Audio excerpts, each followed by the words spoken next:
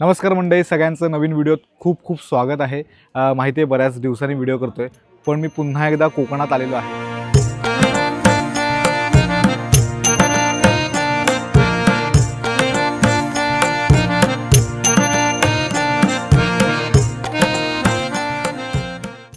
आणि कोकणात कुठे आहे ते मी तुम्हाला सांगतो। मी रत्नागिरीतल्या एका सुंदर गावात आहे। ते गाव म्हणजे जांभरुण।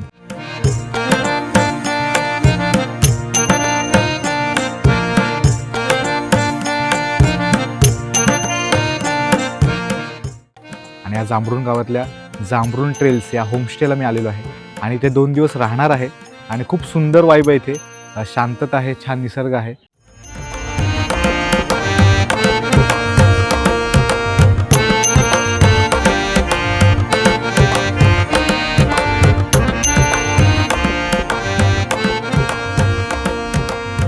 कसं वाटतं? धमाल धमाल आणि कमाल। आणि आता आम्ही काही गोष्टी काही ॲक्टिव्हिटी करण्यासाठी निघतोय। सो ते आपले विलास काणे काका आहेत, जे इथले ओनर आहेत, ते आपल्याला काही ठिकाणी घेऊन चाललेत। तर आपण आता त्यांच्यासोबत जाऊया आणि उद्याचा दिवस देखील आपण इकडे आहोत। त्यामुळे काय काय गोष्टी घडतात, काय काय होतं ते सगळं आपल्याला बघायचं आहे। तोपर्यंत व्हिडिओ बघायला शेवटपर्यंत आणि माझं चॅनल सबस्क्राईब केलं नसेल तर नक्की करा। ना गणपतीचं मंदिर आहे, अजून यांचं काय देवीचं आपल्या वाघ आहे, तसं यांचं वाहन कोण? विष्णूचं गरुड। खाली ते मानवरूपी गरुड आहेत, खाली मानवरूपी गरुड आहेत, खांद्यावर विष्णू आहेत आणि डावीकडे कवेत घेतले ती लक्ष्मी आहे। ही अशी मूर्ती बघायला नाही मिळत, ही फार रेअर मूर्ती आहे। कोकणाच्या बाबतीत माहिती आहे ना, एक आपली हे कथा काय आपली, परशुरामांनी कोकणाची निर्मिती केली असं सांगितलं जातं। तर परशुराम इथं आले त्यावेळेस असं म्हणतात की इथं समुद्र होता आणि काय ते आले समुद्राला म्हणाले, आता आम्हाला मनुष्य वस्तीला इथं राहायचं आहे, तो तू मागे सरक। तर समुद्र हटे ना, आणि मग परशुराम चिडले आणि ते होते सापट स्वभावाचे, त्यांनी बाण काढला आणि समुद्रावर मारला आणि समुद्र मागे हटला, अशी एक कथा आहे। परशुरामांनी बाण मारला म्हणजे काय झालं तर हे सगळं खाली खचलेलं असताना तेव्हाचा काळ आजच्यासारखा काय, आज जसं आपण तो उन्हाळा, पावसाळा, हिवाळा हे जे काही ऋतू आहेत, ऋतुचक्र असं काही नव्हतं तेव्हा। हे आपण 1.5 कोटी वर्षांपूर्वीचं बोलतो आहे, खूप मोठा स्पॅन आहे। म्हणजे आत्ता 50,000 वर्षापूर्वीपर्यंतचा रेनफॉल हा आजच्यापेक्षा 5 पट होता। तर पूर्वी किती असेल याचा विचार करा तुम्ही। कधीतरी 1.5 कोटी वर्षांपूर्वी घडलं। डेक्कन प्लॅटूपासून कोकण भूमी ही खाली खचायला सुरुवात झाली। सो याला म्हणतात जिओलॉजिकल फॉल्ट। हा एक फॉल्ट क्रिएट व्हायला लागला आणि तो काही एका रात्रीत झालेला नाही, तो अनेक महिने, अनेक वर्ष, मे बी काही 100 वर्ष हे चालू होती प्रोसेस, की हळूहळू तो खचतोय। तर काही ठिकाणी जास्त खचला, काही ठिकाणी कमी खचला आहे।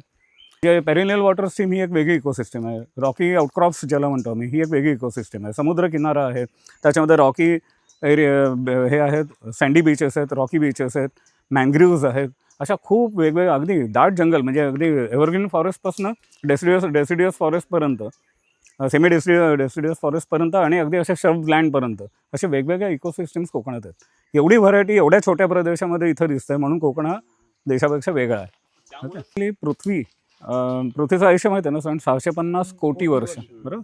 650 कोटी वर्षापूर्वी पृथ्वी नावाचा एक गोळा निर्माण झाला, तसा मनुष्य नावाचा एक प्राणी इथं निर्माण झाला तो 5 लाख वर्षांपूर्वी। म्हणजे हे जर का आपण थोडं स्केल डाऊन केलं आणि एका याच्यात बसवलं की नकाशासारखं, तर पृथ्वी जर का 1 वर्ष जुनी मानली, 365 दिवस, तर मनुष्य प्राणी 5 मिनिटापूर्वी आला आहे। ओके, सो आपण इतके रिसेंट आहोत। साधारण 6.5 कोटी वर्षांपूर्वी डायनासॉर्स सारखे प्रचंड प्राणी मोठे निर्माण झाले होते।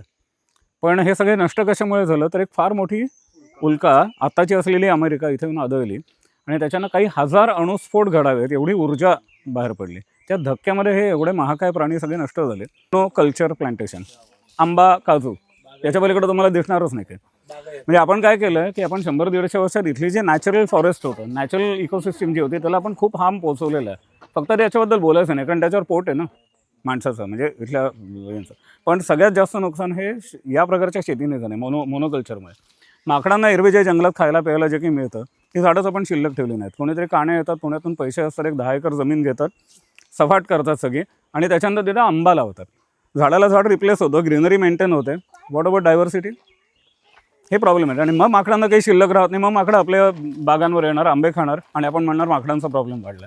जे घर आहे जांभरुण ट्रेल्सचं, ते हे 100 वर्ष जुनं घर आहे आणि खूप जुनं घर आहे। तुम्हाला बघूनच कळेल, हे देवघर आहे आणि याच्या भिंती ज्या आहेत त्या पूर्ण मातीच्या आहेत। ते सांभाळून ठेवलेलं आहे. आणि इथे तुम्ही मोठा ग्रुप देखील आलात किंवा तुमची मोठी फॅमिली असेल तर तुम्ही इथे व्यवस्थित राहू शकता, तशी सोय केलेली आहे. इथे आरामात 10-12 जणं झोपू शकतात आणि खरंच खूप भारी वाईब आहे. हे अस्सल कोकणी घर तसं ठेवलेलं आहे. त्यात फक्त काही चेंजेस केलेले आहेत. वॉशरूम वगैरे आता त्यांनी तयार केलेत आणि खूपच सुंदर जागा आहे आणि छान मेंटेन केलेलं घर आहे. त्यामुळे खूप भारी वाटतं. तुम्हाला जर अशी वाईब घ्यायची असेल, हा अनुभव घ्यायचा असेल तर नक्की इथे या जांभरोण ट्रेल्सला आणि 2 दिवस छान निसर्गात एन्जॉय करा. इमॅजिन करा, हे आता झाडाची पानं ही छोटी आहेत पानं. मी केळीचं पान वाकवलेलं बघितलं स्वतः. केळीचं पान फोल्ड करून कोन तयार करून त्याच्यामध्ये घरटा लाखो मुंग्या होत्या त्याच्यात एका घरात. विचार करा, for this particular ant micro मिलीग्रामवरलं वजन आहे तिचं. केळीचं पान वाकवणं ही एक हरक्युलन टास्क आहे, इम्पॉसिबल टास्क आहे. कसं करत असतील या? काय काय कोऑर्डिनेशन असेल, काय प्लॅनिंग. आता सुद्धा त्यांना ठरवायला लागतं आधी की कुठली पानं आपण चिकटवू शकतो, एकत्र करायची आहेत. सो तिथं आलं प्लॅनिंग. त्यानंतर सुरू होतात ॲक्टिव्हिटीज त्यांच्या. त्याच्यामध्ये कम्युनिकेशन असतं. काही मुंग्या त्या पानांच्या शिरा वीक करायला जातात. आता सुद्धा तुम्ही काही ठिकाणी बघितलं ना तर मुंग्या अशा गठ्ठ्याने जमलेल्या दिसतील बघ. आता इथं आहे ना, इथं खाली काही मुंग्या पानं चिकटवण्याचं काम करत आहेत. ॲट द सेम टाईम पानाच्या मागे काही मुंग्या नुसत्या पानांवर बसल्यात अशा. तर आय थिंक ते शिरा वीक करतात जाऊन, जेणेकरून ते बेंड करायला सोपं जावं. कारण त्याची स्ट्रेंथ आहे ना शिरा पानांच्या, ही कमी होत असेल असं माझा अंदाज आहे. हां, म्हणून हे असं केलं. हे पटकन एक लॉजिकली मांडता येतं, नाही असं नाही, पण ते मला काही पटत नाही. ॲक्च्युली काय झालं असावं, आज आपण जेवढे कडवे आहोत ना तेवढे 300-400 वर्षांपूर्वी नसेल. हे साधारण 300-400 वर्ष जुनं स्ट्रक्चर आहे, हे लक्षात ठेवा. तर तेव्हा एवढं ते कडवेपणा नसावा. म्हणजे 12व्या शतकात मोगल आले, 15व्या शतकापर्यंत त्यांचं राज्य प्रस्थापित झालं. म्हणजे 300 वर्ष हे खूप मोठा काळ आहे की ज्याच्यामध्ये काही पिढ्या म्हणजे जवळपास 15 पिढ्यामध्ये गेल्या होत्या. तर याच्यामध्ये जेव्हा राज्य एस्टॅब्लिश होतात, म्हणजे स्थिरता येते, त्यानंतर एक्सचेंज चालू होतं. मग काही कारागीर इकडचे तिकडे जायला लागतात, तिकडचे इकडे यायला लागतात, कामं मिळवण्यासाठी, कामं करण्यासाठी. हा जो एक्सचेंज आहे याच्यात त्या काळची झालेली ही ॲडॅप्टेशन असावीत असं वाटतं. म्हणजे तेव्हा कोणीतरी असतील मुस्लिम याच्यात काम करणारे, त्यांच्याकडचे काही लोकांना ते मुस्लिम आर्किटेक्चर म्हणण्यापेक्षा डिझायनिंग म्हणू आपण. तर ते इथं आल्यानंतर त्यांनी कळस असा बांधला, अरे हा छान दिसतंय, राहू द्या, ठीक आहे, म्हणजे हरकत नाही, असे ॲक्सेप्टन्स त्या काळात असेल, ॲडॅप्टेशन त्या प्रकारे झाली असावीत.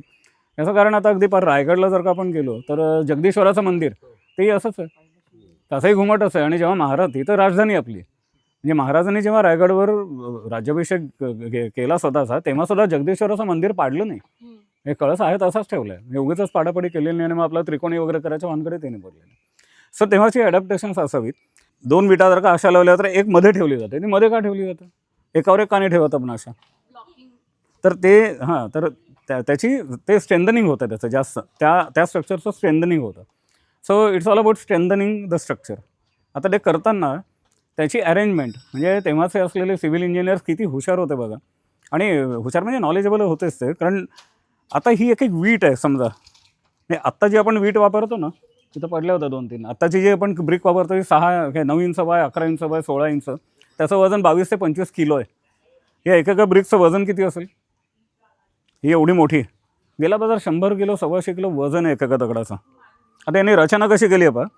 थापी कुडी बांधकाम असं नॉर्मली. थापी कुडी हा कोकणातला शब्द आहे. अरे हां, थापी म्हणजे आडवी वीट, उभी नाही तर उभी वीट. ओके. सो आडवी उभी करताना इथं यांनी काय केलं पहा, आडवी आहे सगळ्यात खाली, उभी करताना 1 इंच आत ढकलली, मग परत आडवी केली आहे, पण ती फिरवली अशी टाकले दगड. म्हणजे असा मग फिरवलेला, मग परत असा. हे मध्ये जे लॉकिंग स्टोन्स आहेत, हे व्हर्टिकली ठोकले आहेत असे, आणि हे पाचरीसारखे आहेत, म्हणजे आतमध्ये नॅरो होत गेलेले असणार आहेत आणि आतमध्ये. सो आणि ही जी अरेंजमेंट आहे ना, ही फार अमेझिंग आहे. म्हणजे आज एवढे वर्ष एवढा दाब आहे वरून या डोंगराचा, पण एकही दगड निसटलेलं नाही. पावसाळ्यामध्ये याचं वजन किती वाढत असेल या डोंगराचा विचार करा तुम्ही. शाश्वत, याचा अर्थ काही होऊ दे, म्हणजे काय, उद्या मोठी आपत्ती कुठली आली तरी जे जगू शकेल अशी जीवन पद्धती म्हणजे सस्टेनेबल लिव्हिंग. थोडक्यात आपल्याला जर का असं सांगितलं कोणीतरी की एक 8 दिवस लाईट येणार नाही तर आपण शहरात जगू शकणार नाही. यांना 3 आठवडे लाईट नाही, त्यांना काही फरक पडत नाही. यांना सवय कारण त्यांची डिपेंडन्सी खूप कमी आहे लाईटवरची. लाईट असले ठीक आहे, नसले ओके. आपले याच्यामध्ये वाट लागली होती आता करोनामध्ये, यांना काही नाही फरक पडला. यांचं डे टू डे सगळं रुटीन त्यांचं व्यवस्थित चालू होतं, काही इश्यू नव्हता. डिपेंडन्सी कमी असल्याचे फायदे असतात आणि जगण्याची स्टाईल अतिशय स्लो लिव्हिंग. या लादीवर जे लिहिलंय ते खूप जुनं मराठी आहे. जुन्या काळात अशा पद्धतीनं मराठी लिहिलं जायचं, जे मलाही थोडं थोडं वाचता आलंय, पण पहिल्यांदाच पाहिलंय. कसं वाटतंय? धमाल आणि कमाल. आपुलकीची भावना आणि जांभरुण गाव खूप सुंदर आहे. मी पहिल्यांदा आलो रत्नागिरीतून सुद्धा जांभरुण गावात. आणि जांभरुण ट्रेल्स हे आपले विलास काणे काका आहेत, त्यांचं हे जो काही स्टे आहे अप्रतिम स्टे आहे. आत्ताशी पहिला दिवस संपला पण नाही अजून, तरी आमचं असं झालं की अरे बापरे, हे एवढं आहे का, एवढं असतं का, हे आपल्याला माहीतच नव्हतं. तर काकांना खूप गोष्टींची माहिती आहे आणि ते खूप इत्थंभूत माहिती आम्हाला देतात. आम्ही पूर्ण त्यांनी त्या जंगल मागचं मंदिरं, तिकडची झाडं, काय काय पक्षी, ह्यांचं त्यांनी आम्हाला असं एक काय म्हणतात टूर करवली. आणि ते आम्ही 2 तास फिरतो आहे. आम्ही 5 वाजता निघालो, तर आता 7 वाजले, ऑलमोस्ट अंधार होत आला आहे. पण खूप धमाल आहे. बाकी निखिल सांगेलच तुम्हाला आणि काय काय ते. खरंच खूप कमाल गाव आहे जांभरुण गाव. आणि तसंच खूप भारी इथलं ते होमस्टे आहे जांभरुण ट्रेल्स. आणि इथले आपले विलास काका खूप भारी आहेत. त्यांच्याकडे बरीच माहिती आहे कोकणाबद्दल जी आपल्याला माहीतच नाही आहे, किंवा मला देखील माहीत नव्हती. बाकीच्यांचं मला माहीत नाही, पण मला खरंच माहीत नव्हतं. बऱ्याच गोष्टी नव्याने पहिल्यांदा कळल्या आणि बरीच माहितीही मिळाली काकांमुळे. त्यामुळे 2 तास कसे गेले कळलंच नाही. आणि खूप असं भारावून गेलो होतो की अशा गोष्टी पण आपल्या कोकणात आहेत, किती भारी भारी गोष्टी जपलेल्या आहेत त्या नव्याने कळल्या. त्यामुळे काकांसोबत फिरताना खूप मजा आली. आणि ते खूप असे आमच्यासोबत मित्रासारखे गप्पा मारत आम्हाला माहिती देत होते. त्यामुळे खूप भारी वाटलं. छान पॉझिटिव्ह गेले 2 तास आणि बऱ्याच गोष्टी आम्ही घेऊन जाणार आहोत जाताना. त्यामुळे खरंच खूप भारी आहे. एकच सांगेन फक्त, तळ कोकण काय असतं हे जर तुम्हाला समजून घ्यायचं. तळ कोकण म्हणतो ना आपण, तळ कोकणात गेलं पाहिजे, तळ कोकण. सो ते हे आहे तळ कोकण. आणि खरंच ते इत्थंभूत माहिती काका देतात आपल्याला. आणि कमाल म्हणजे तुम्हाला प्रचिती येते की तळ कोकण म्हणजे काय आणि किती छोट्या छोट्या जागा आहेत आणि छोट्या छोट्या गोष्टी आहेत कोकणात आपल्या, ज्या आपण मे बी आपल्याला माहीत नसतात कधी. सो ते ह्यात आम्हाला अनुभवायला मिळतं आहे. आणि मला असं वाटतं की आपण कोकणात येतो ते फक्त वरवरचंच फिरतो असं खूप वाटतं बऱ्याचदा.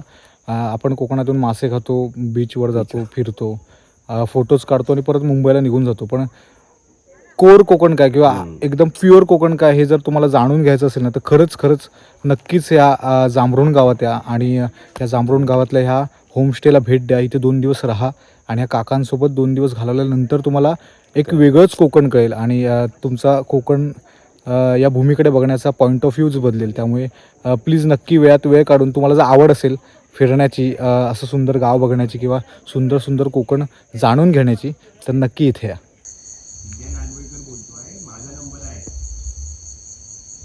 खूपच छान दिवस जात आहेत. आणि आत्ता आम्ही बरंच फिरून आलो.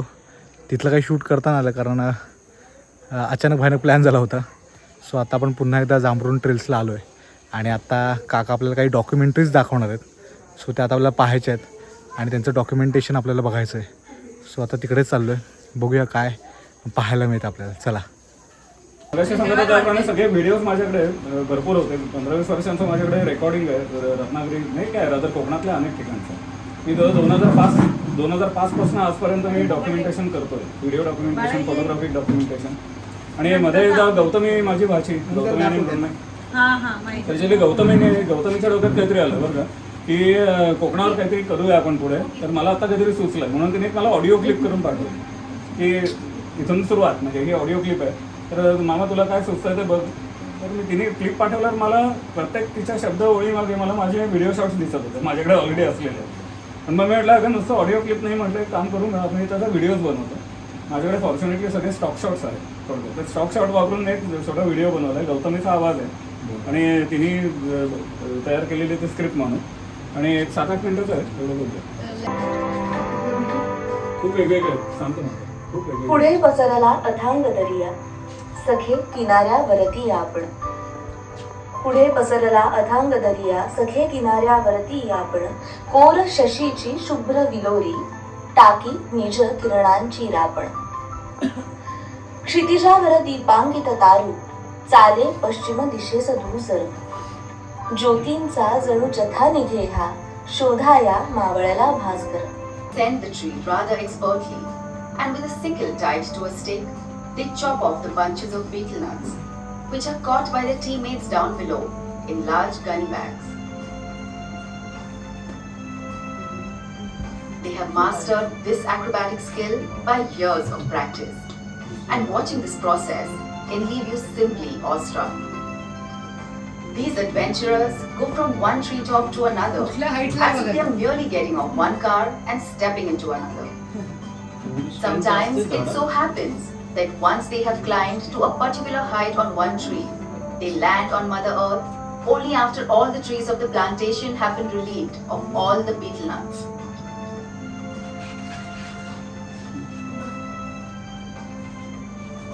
The ripe betel nuts are then brought home.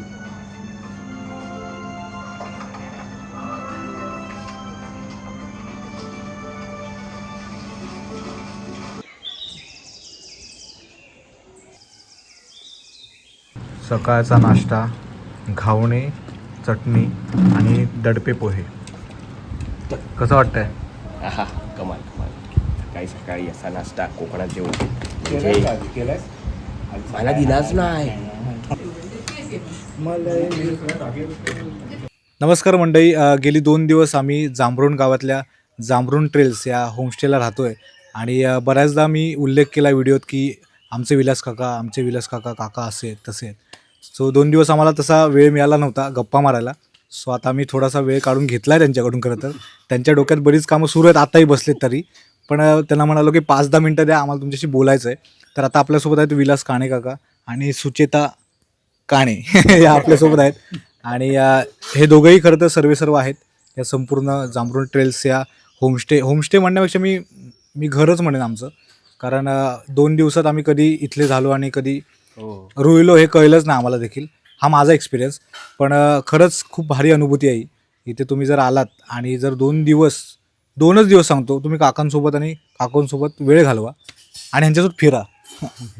तुम्हाला नव्यानं कोकण काय हे तुम्हाला इथे आल्यावर कळेल आणि त्याचा वेगळा अनुभव तुम्हाला मिळेल. कारण त्या काकांचा एवढा अभ्यास आहे. बऱ्याचदा आपल्याला प्रश्न पडतो की अरे आपलं हे आपण कुठेच नाही काकांसमोर. त्यामुळे त्यांचा अभ्यास आणि त्यांनी केलेलं रिसर्च, डॉक्युमेंटेशन ह्या सगळ्याच गोष्टी आहेत त्या तुम्हाला इथे अनुभवायला पण मिळतील, बघायलाही मिळतील आणि ऐकायला देखील मिळतील. ह्या तिन्ही गोष्टी एकत्रित तुम्हाला इकडे मिळेल. त्यामुळे नक्की आलात रत्नागिरीत तर इथं या आणि ह्या छानशा घराला भेट द्या. आणि आता आपण काकांशी थोडक्यात गोष्टी जाणून घेऊया. काका, तुम्ही ही जी संकल्पना सुरू केली, सो ही संकल्पना सुरू करण्यामागचं काय उद्देश किंवा हे का करावं असं वाटलं तुम्हाला? ॲक्च्युली मी स्वतः wild life observation camps, trekking, mountaining हे एक बॅकग्राऊंड आहे माझं. 10-15 वर्ष मी या क्षेत्रात खूप काम केलेलं होतं. मध्ये प्रोफेशन माझं बदललं. फोटोग्राफी आणि शूटिंगच्या या निमित्ताने या डॉक्युमेंटरी फिल्म्समध्ये आलो. अनेक विषयांची माहिती झाली.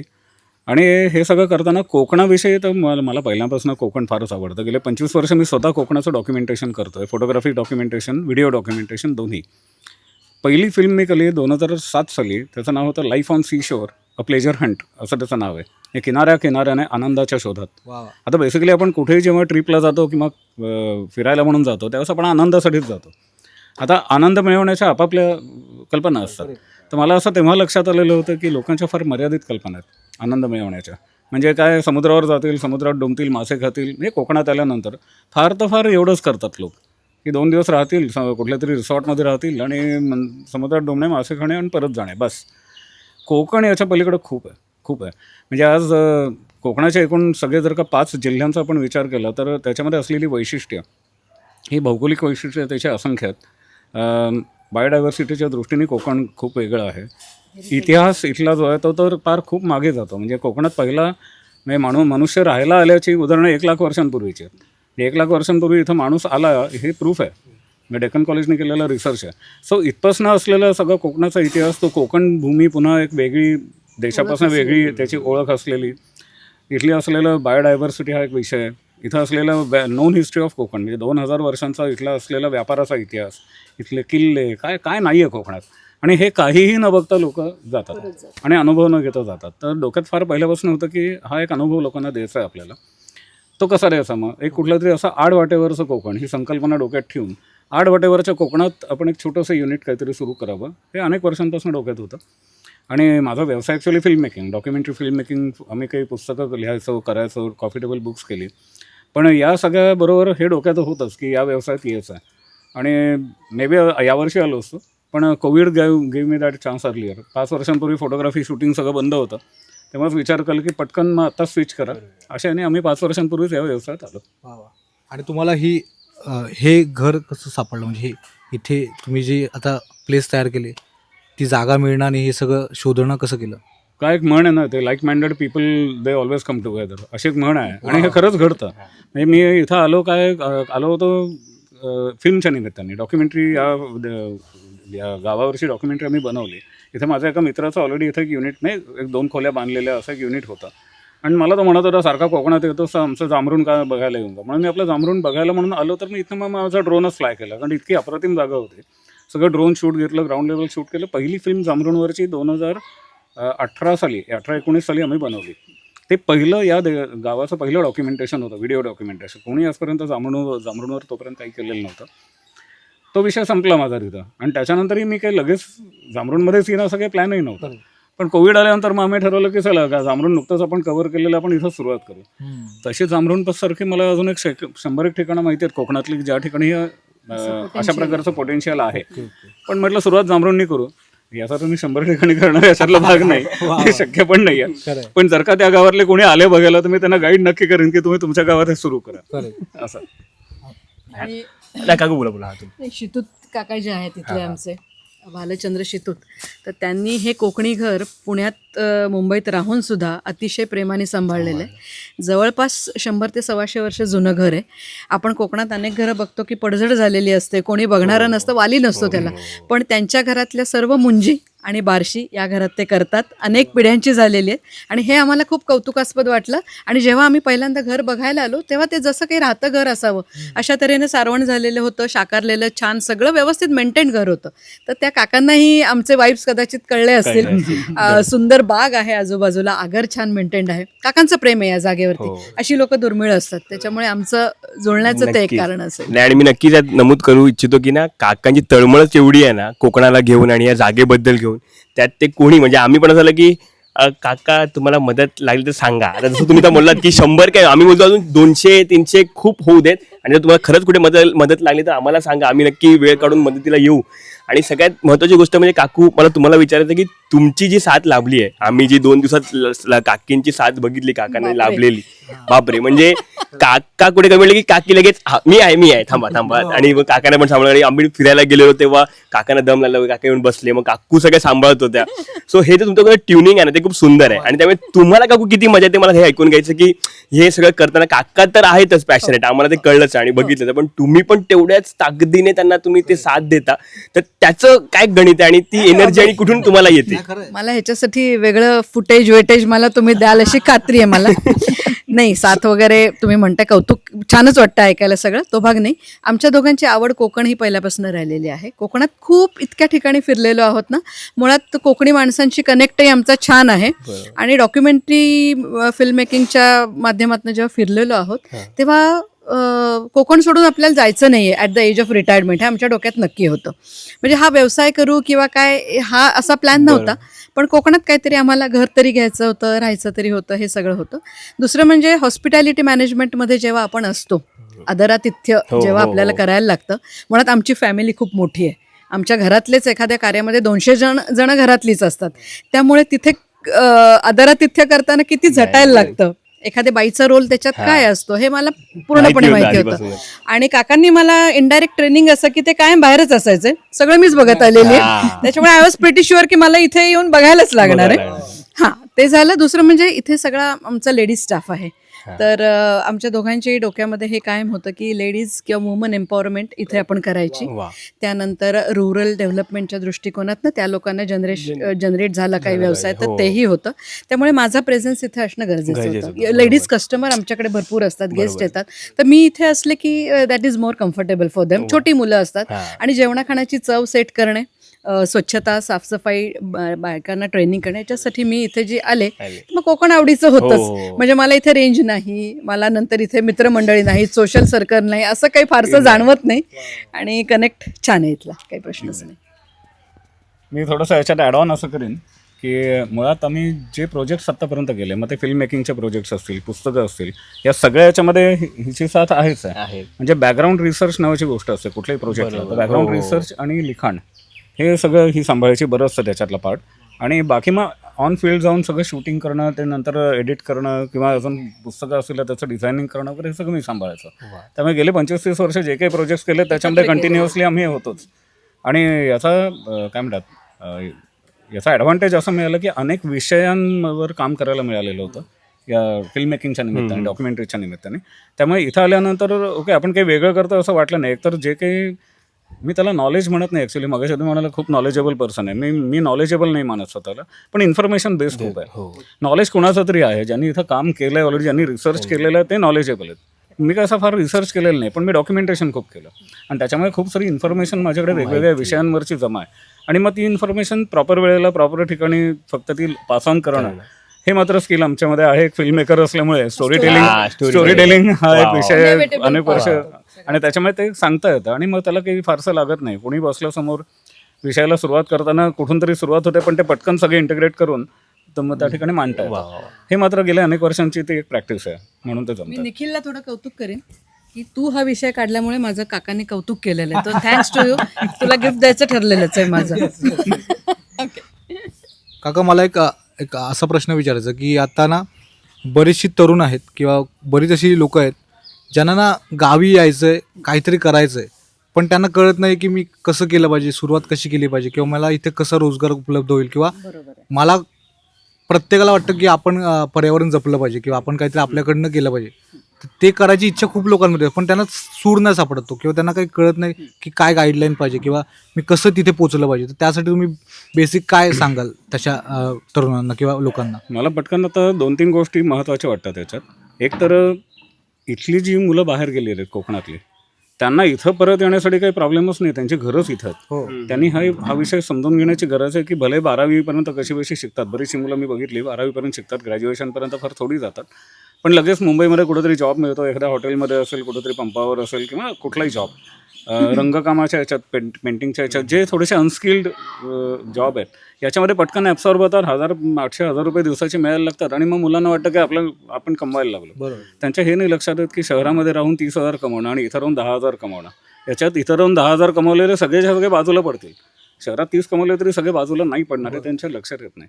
काय ना, त्यांनी थोडासा विचार करण्याची गरज आहे की थोडे स्किलसेट्स आपल्यामध्ये, लाईक जे मी आता मगाशी म्हटलं की थोडं कम्युनिकेशन जमलं पाहिजे. त्याच्यासाठी थोडी शिक्षणाची जोड लागते, नो डाऊट, किंवा ॲटलिस्ट तुमची माहितीचा संग्रह तुमच्याकडे खूप असावा लागतो. आता ठीक आहे की पूर्वीला मोबाईल नव्हते, काही नव्हतं, आता तर प्रत्येक गोष्ट सगळ्या याच्यामध्ये अवेलेबल आहे. एक बटन दाबलं की तुम्हाला इन्फॉर्मेशन मिळते. गुगलला काही विचारा, गुगल सगळं सांगतं. फक्त हे त्यांच्याकडनं इन्फॉर्मेशन घेऊन मात्र ती सांगण्याची कला शेवटी तुमची पाहिजे. ते काही गुगल नाही करू शकणार आहे, पण ते तुम्हाला जमलं पाहिजे, तेवढा स्मार्टनेस तुमच्यात आलं पाहिजे, हे नक्की आहे. तेवढी स्किल जर का हे केली तर कोकणामध्ये सगळ्यात जास्त स्कोप हा ॲक्च्युली टुरिझम इंडस्ट्रीलाच आहे. आज टुरिझम ही गोष्ट अशी नाही की फक्त गणपतीपुळ्याला होणार, कुठेतरी गुहागरलाच होणार. आता जांभरूणसारख्या आडवाट्याच्या कोकणात आम्ही गेले 5 वर्ष आम्ही सक्सेसफुली रन करतोय ना. सो जर का आम्ही करू शकतो तर हे कुठेही होऊ शकतं, याच्यात काही शंका नाही आहे. त्यामुळे अशी अनेक आडवाटेवरच्या कोकणातली गावं आहेत की एक छोटं युनिट जर का त्यांनी सुरू केलं, जिथं साधारण 10-15 लोक राहू शकतील एवढी जरी सोय केली, 20 लोक डोक्यावरनं पाणी. आपल्याला काय मोठी रिसॉर्ट्सच पाहिजेत. हे कोकणाची डेव्हलपमेंट म्हणजे रिसॉर्ट्स बांधायचे असं अजिबात नाही आहे. होमस्टेज करा, छोटे 2-2, 3-3 रूम जरी असले तरी पुरेसे आहेत. एक युनिट 3 ते 4 फॅमिलीजना सपोर्ट करू शकता ॲट अ टाइम. ही त्याची स्ट्रेंथ आहे आणि मी हे मॉडेल प्रोजेक्ट म्हणूनच उभं करतो. आज माझं तर म्हणणं आहे की कोणाला ज्यांना वाटतं त्यांनी इथं यावं, इथं एक दिवस माझ्याबरोबर राहावं, आम्ही इथं काय करतोय ते बघावं आणि तिकडे जाऊन रेप्लिकेट करावं, काही प्रॉब्लेम नाही. अगदी त्या ठिकाणी सुरुवात करावी त्यांनी. आणि मला म्हणजे तुम्ही आपल्या गप्पा आल्या बऱ्याच, तेव्हा तुम्ही देखील म्हणाल की इथल्या स्थानिक लोकांना रोजगार देणं हा एक मोटिव्ह त्यामागे होता. सो त्या गोष्टी पण तुम्ही छान सगळ्या डोक्यात ठेवून त्या कशा करता येतील किंवा त्याचं डिझायनिंग कसं करता येईल ते पण एक स्किल आहे. म्हणजे सोपं नाही आहे हे. वन वे ट्रॅफिक नसतं, हे it is always both way. म्हणजे याच्यात एक नक्की आहे की कोकणी माणूस, मी आज गेले 30 वर्ष म्हटलं ना 25 वर्ष कोकणाचं डॉक्युमेंटेशन करतोय, तर मी फिरतोय खूप कोकणात. इथला माणूस पटकन विश्वास ठेवणार नाही, आणि का ठेवावा? बरोबर, माझं तर म्हणणंच ठेवूच नाही. पण एकदा त्यांनी विश्वास टाकल्यानंतर जे नातं निर्माण होतं ना, ते काय असू शकतं हे आम्ही आता अनुभवतो. त्यामुळे एक आहे की तुम्हाला पेरावं लागतं, पेरल्याशिवाय उगवत नाही, हे तेवढं सत्य आहे. आज तुम्ही जे पेराल तेच उगवणार आहे शेवटी. त्याच्यामुळे एक असं की बोथ वेज असतं. कम्युनिकेशन तुमचं एस्टॅब्लिश व्हायला लागतं, समोरच्या व्यक्तीला तुमच्याबद्दल विश्वास वाटावा लागतो. कारण मी उपरा आहे, मी बाहेरून आलो आहे, त्यामुळे इथल्या लोकल माणसांनी माझ्यावर पटकन विश्वास टाकणं अपेक्षितच नाही आहे. त्यामुळे इट्स माय ड्युटी ॲक्च्युली की माझ्यावर विश्वास त्यांचा बसावा असं माझं वागणं पाहिजे, नाहीतर शक्यच नाही होणार ते. आणि दुसरं सगळ्यात महत्त्वाचा पार्ट याच्यातला असा आहे की बाहेरचे कुठलाही स्टाफ इथं ठेवायचा नाही हे डोक्यात फिक्स होतं. शक्यतो इथं लोकल जे काही त्यांचीच इन्व्हॉल्वमेंट घ्यायची आणि मग ती पार्शियल असली तर पार्शियल, फुल असेल तर फुल, जशी अवेलेबल असेल तशी जोडून घ्यायची हे डोक्यात ठेवलेलं होतं. आणि त्याच्यानंतर असं होतं की जेव्हा एखादं युनिट हळूहळू मोठं व्हायला लागतं ॲटोमॅटिकली असं घडतं की ज्याला पार्शियल घेतलेलं आहे, समजा पार्ट टाईम घेतलं आपण, पार्शियल असा तर पार्ट टाईम, त्याला मी फुल टाईम नंतर ॲब्सॉर्ब करू शकतो, त्याला मी तेवढं पेमेंटही करू शकेन. कारण शेवटी हे युनिट मोठंही व्हायला पाहिजे, तेवढा व्यवसाय व्हायला पाहिजे. शेवटी सगळे व्यावसायिक गणित आहेत, यात काही शंका नाही. पण पहिल्या दिवसापासून तर काही होत नाही. त्यामुळे हळूहळू ही डेव्हलप होत जाऊ एका स्टेजला हे नक्की पोचेल अशी एक खात्री आहे. आणि नंतर मग हे युनिट रेप्लिकेट करता येईल असंही वाटतं. वा, खूप भारी वाटलं का. म्हणजे खरं तर वेळ खूप आहे आपल्याकडे आणि खूप वेळ बोलू शकतो खरं तर, बोलण्यासारखं पण खूप आहे. आणि त्यासाठी आम्हाला पुन्हा एकदा यावं लागणार आहे. पण आता ज्या काही आपण गप्पा केल्या त्यातनं बऱ्याच गोष्टी आम्हाला पण कळाल्या, बघणाऱ्यांना पण कळल्या असतील. आणि 2 दिवस तुमच्यासोबत राहून ज्या गोष्टी आम्ही नव्यानं ऐकल्या, म्हणजे बऱ्याच, आता मी स्वतः सांगेन की मी पण कोकणातला आहे, पण मला ह्यातल्या 90% गोष्टी माहीत नव्हत्या, ज्या तुमच्याकडनं मला नव्यानं कळल्या. सो त्यावेळेला मला असं की आपणच अभ्यास नाही करत, नाही आपणच बघत नाही, आणि आपणच, आणि सगळं आपल्या आजूबाजूला असतं पण त्याकडे आपण बघतच नाही बऱ्याचदा, त्याचा अभ्यास नाही करत, रिसर्च नाही करत. सो ती तुमची मेहनत आहे का, तुम्ही सगळं जमवलेलं आहे, सगळं डॉक्युमेंटेशन करून ठेवलं आहे, त्यामुळे आम्हाला आज ते ऐकायला मिळतं किंवा ती माहिती मिळते. पण तेच मला एक छोटंसं सांगायला आवडेल. जसं काका आत्ता म्हटले की आम्ही इथं उपरे आहोत, तसं इथून उठून जाणार आहे पुण्या मुंबईकडे तेही उपरेच आहेत. त्यांना तिथे ॲब्सॉर्ब होणं हे जड जाणार आहे. इथं एवढं सगळं आहे, सुंदर निसर्ग आहे, प्रत्येक गोष्ट विकली जाऊ शकते. आमचे घाणेकर सर म्हणून आहेत पुण्याचे, त्यांच्या पुस्तकात त्यांनी सांगितले की ओरडून विकणाऱ्याची मातीसुद्धा विकली जाते, गप्प बसणारा त्याचे आंबेसुद्धा विकले जाणार नाहीत. तर खूप आहे विकण्यासारखं इथं, पोटेन्शियल आहे. आणि क्वालिटी महत्त्वाची आयुष्याची का क्वांटिटी याचाही विचार करायला पाहिजे. आपण जास्ती शहरात राहून डॉक्टरवरती पैसे खर्च करतो, इथं सगळंच आहे, शुद्ध आहे सगळं. आणि अजून एक वाईट गोष्ट अशी वाटते की इथल्या मुलांना, इथं राहणाऱ्या जे ठरवून राहतात त्यांना मुली मिळत नाहीत असं आमच्या कानावर येतं. तर पुण्यात मुंबईत जाऊन सुद्धा आपण काही खूप भारीच काहीतरी अचीव करतो असं नाही आहे, जे इथे राहून करता येतं. मुलींनी पण हा विचार करायला पाहिजे. मी जर पुण्यातली मुलगी बाई इथे येऊन सेट होऊ शकते, तर त्यांना इथं सेट व्हायला काहीच हरकत नाही आहे. आम्ही पुणे सोडून आलो आहे, म्हणजे 100% नाही सोडलेलं, पण आम्हाला इथे सेट व्हायला जो वेळ नाही लागला, दुकानं नाही तिथे, काही अडत नाही आहे.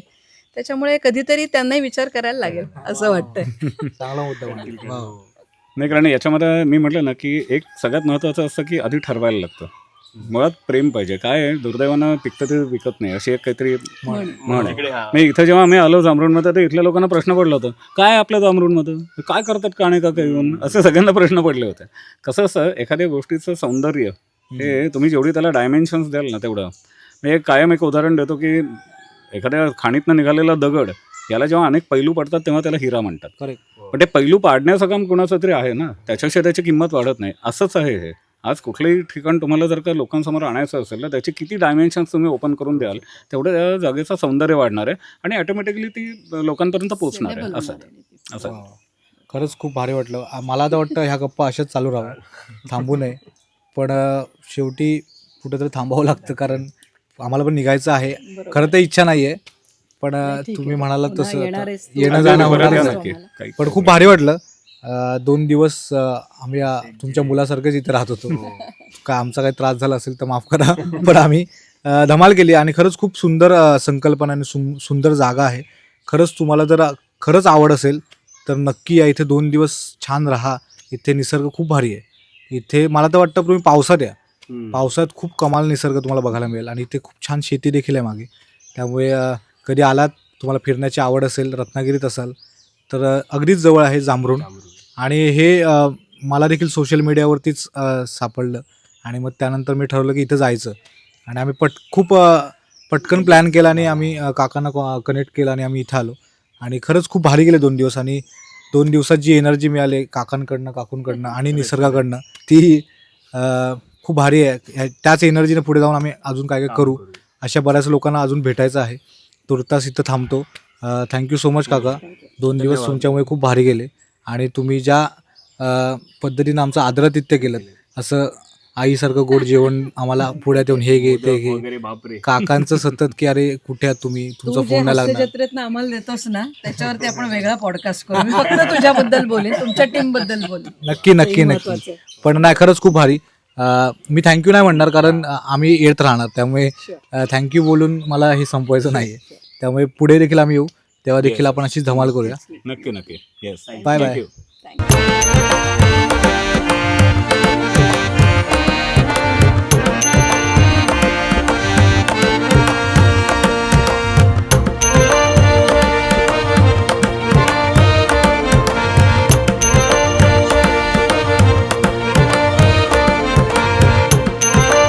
नक्की या जांभरुण ट्रेल्सला.